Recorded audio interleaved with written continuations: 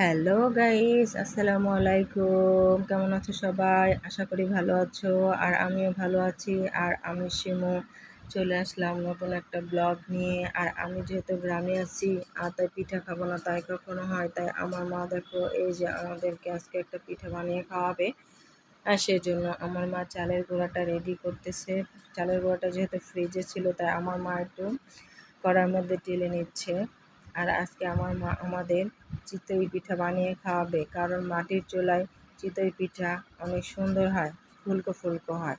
তাই আমার মা চিতই পিঠা ব্যাটারটা রেডি করছে। আর এই চালের গুঁড়ার মধ্যে আমার মা হালকা কুসুম পানি, গরম পানি দিয়ে ব্যাটারটা রেডি করছে।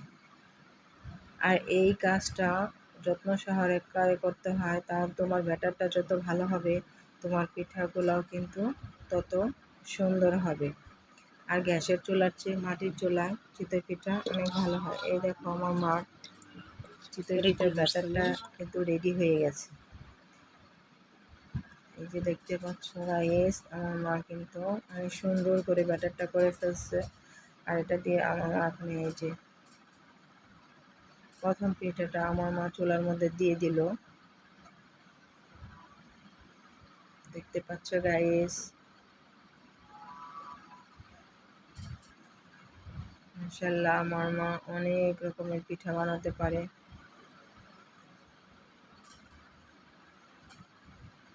এই যে দেখতে পাচ্ছ গাইস, পিঠাটা কিন্তু অনেক ফুলে গেছে আর নরমও খেতে এটা।